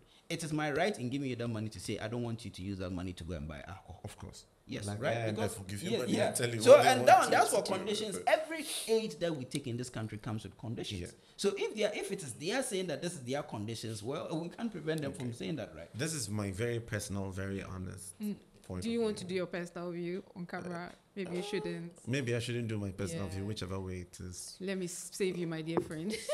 So we're speaking about the West and them trying to twist our No, I'm arm. just looking at us from a very cultural perspective. Yeah, sure. Growing up, well, my checking history books in Biakaka, I had conversations with the older folks to check whether homosexuality was a thing and it's other forms. Now it's dovetailed into so many LGBTQ and the guy short for. Tell it keeps growing. The thing keeps growing by the day. If you're a parent, you'll be concerned, of course, for your children. If you are an elder brother, you'll be concerned for the people around you. Definitely, when I meet people around me, I can tell them my personal view or try to snatch them from, in quotes, the fire when I need to. Do you get my point? Would it be out of place to now take this call openly because whoever is preaching LGBTQI rights is doing so openly? Sorry, there are some things I don't feel ashamed to talk about when it comes to my personal opinion. For example, apparently in Canada, you don't say breastfeeding, you say chest feeding. Okay. For example, so I get where you're going. Automatically, I've had people walk up to me, try to show me videos of, look at what these traditional people are doing to this person. They made him carry a goat and they made him slaughter it and blah, blah, blah. And they were homosexuals back in this age, blah, blah. Charlie, please, whatever you want to do in the confines of your privacy, please do it. You like tea, I like tea. You like blue tea, I like black tea. Please drink your blue tea. Let me drink my black tea. However, you do not come and impose your blue tea but on when my that black imposition is happening, how you react is important. Thank you very much. You are either enabling or you are just enabling. You see, so flip the charts. When they also do that, what are they enabling or what are they engendering? They are engendering, a push back from, very entrenched structures. Do you get my point? The religious, so at the end of the day, so at the end of the there day, will always be reactions. But then, Charlie, what does history tell us? That's my point. Sex being discussed on legal. Well, it's always been a discussion for legal. But that's the path to normalizing it. So my biggest argument to you today is that this is the process that you take towards normalizing. And if this is what, if the leaders actually profess in our country that they want to prevent the spread of it, then unfortunately through this bill, they are not going to achieve that. That's my critical point. Regardless of our... Have you read the entire bill? I've read most of it, and it's even... I'm not done. I followed the I'm still at it. It's quite harsh. I'm still at it. Even for discussions such as this, it will not work. Yeah. That's my point. No. That's why I'm telling you, I'm still at it, and I feel implementing those. You see, sometimes we put ourselves in a situation where it's difficult. The provisions of the bill, the punitive measures of the bill, even implementing those will be a big disaster. They are not realistic. They are not realistic. How are you going to imprison someone because you said the person is gay? Into an institution where actually that is the primary sexual interaction because and how do we prove that someone people is now gay, start doing it. Remember at which is a major problem. Remember at it. No, but we can't live in a society where it's almost like medieval times. Yeah, people now witch hunting. Thank you. Burn at the stake. It's similar to that mentality. And my argument to you is that this is what I'm looking at it from even an objective point of view, from a critical analytical point of view. If this is what you want to deal with, this is not the way to deal with it. That has always been my argument. And that actually in doing that, it's rather counterproductive. Because then you are moving out of a place of anger and emotions rather than sober and critical thinking. And societies are re-engineered, societies are transformed from a place of sober reflection. And that's one of the problems of our continent, especially in interacting with the West and the way we dealt with them, that the kind of sophistication, almost deceit that the West employed in the kind of dealings they did in securing their concessions in the slave trade and colonialism does not equal that kind of two-faced nature in which we dealt with the West. And so I see that we repeating the same mistake over and over and over and over again. These are people who have dealt with you with a particular formula. So it's high time we became as cunning as the serpent. No, that's not yeah. We've always been on the receiving end of social engineering. Okay, so can I ask you then? Yeah. What some of my friends be writing saying that, or this whole internet fraud thing, is that, very subtle ways. A lot of guys who are making a lot of money, Charlie, see, they never go catch them. I'm just giving you an example. They are dealing with them in the methods in which they have been dealt with in the past. Would it go to justify such people? No, just to shift us away from. I understand what you're saying. I've heard that argument, and I understand it completely. You understand it completely. Systems that have screwed you over, and you feel like you're sort of balancing the scales somewhat. But you know that the biggest internet crimes do not even come to Africa.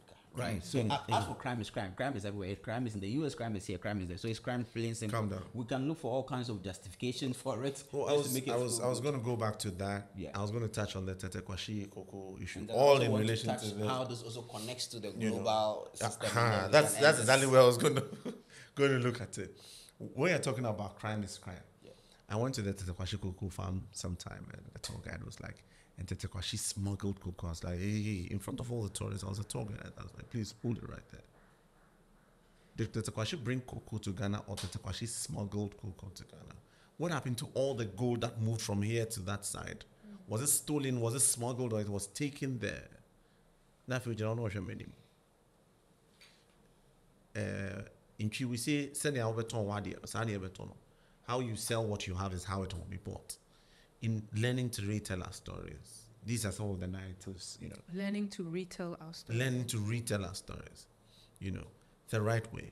Learning to retell the stories. There are lots of things, certain perspectives of history that nobody would want the world to know about us, especially. So when we are telling you, we need to be careful. The way you're talking about crime, you understand? You're saying, well, crime is crime, depending on how it's looked at. But now these people are trying to deal with the West in a way they perceive we've been dealt with all this while.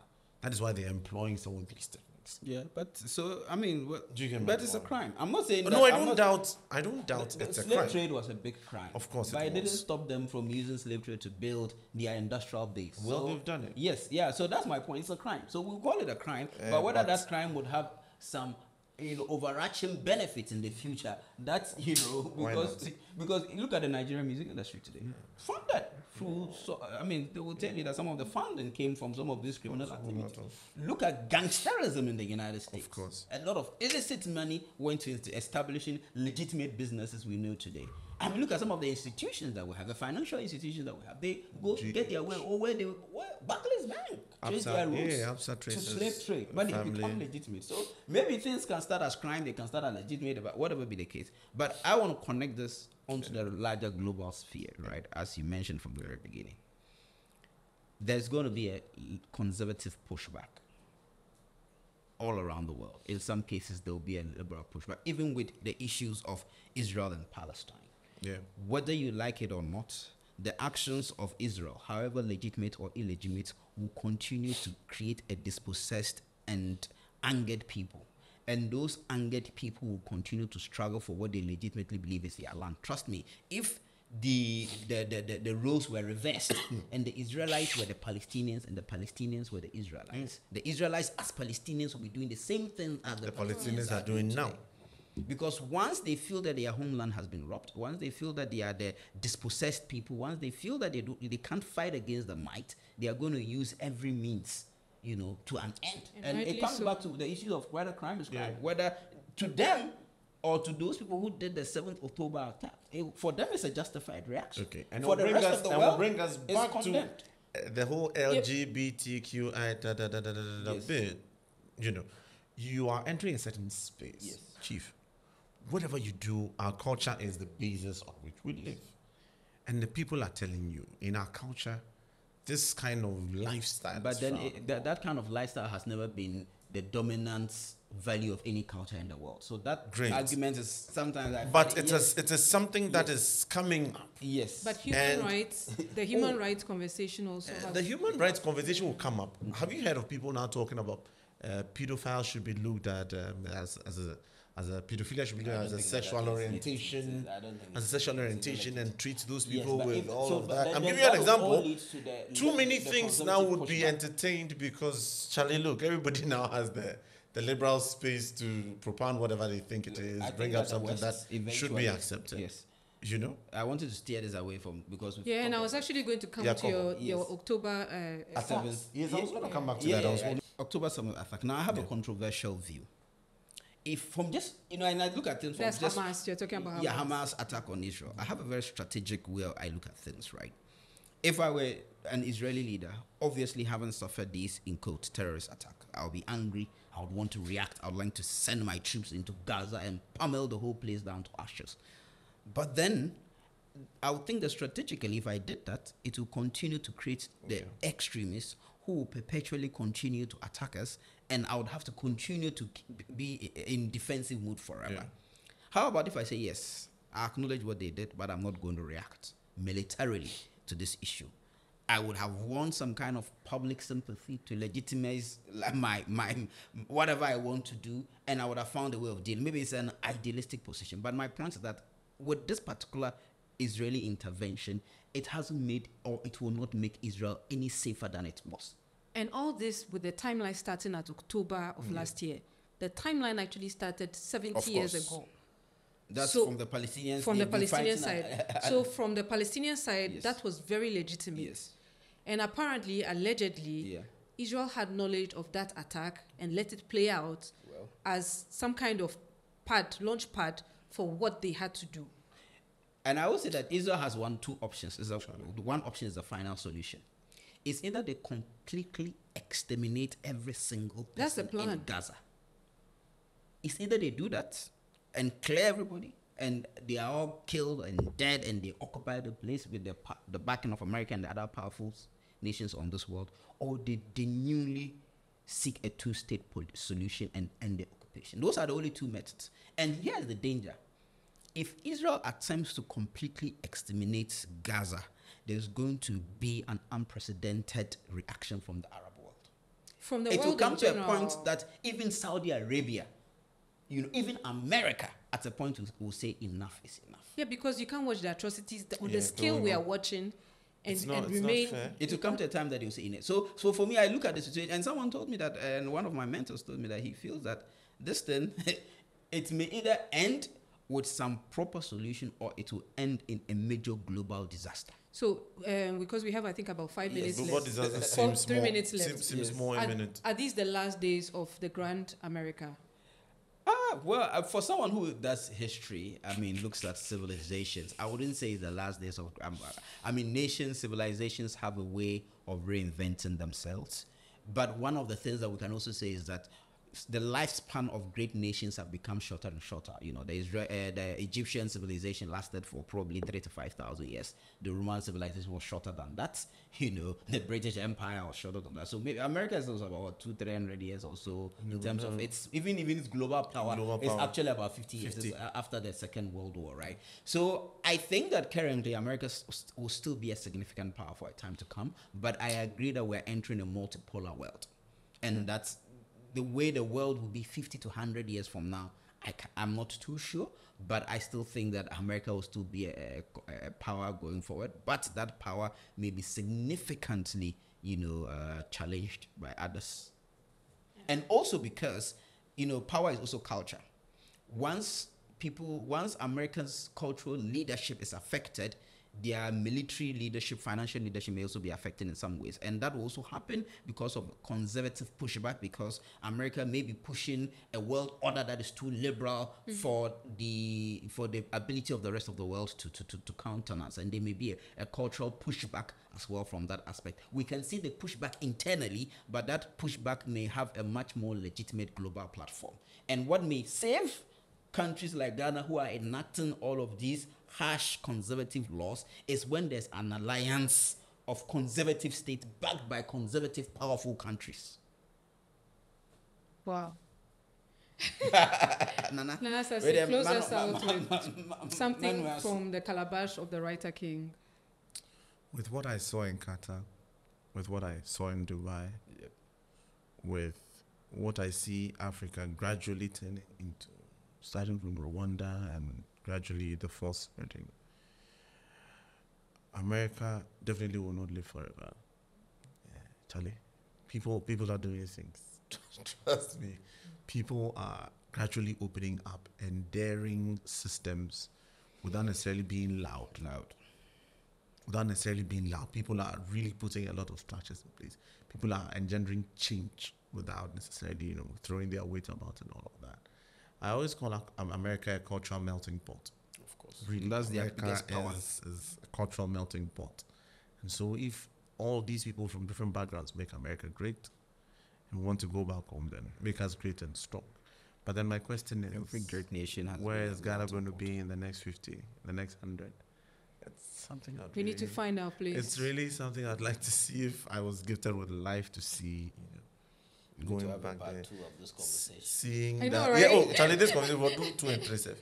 To see that minds like this are coming up, in this space. Now we are bold enough to have such, conversations on the continent. I would like to hear many more such conversations, sit in many more rings like this in different parts of Africa and different parts of the world, and see the kind of change that we can make, beginning from, our own little circles. That's the beauty of it. See, for somebody to plan a terrorist attack starts from, their own unique ring and all of it. And to think that all of this conversation was had because of poetry. Yeah, poem, the rest is over. Of poetry. Wine. It's a powerful, yeah, poem. Yeah, poem. And as Sis said, we're done, and yeah, that's our cue. Thank you for tuning in to Curating Dreams, a creatives podcast. This has been Big Energy.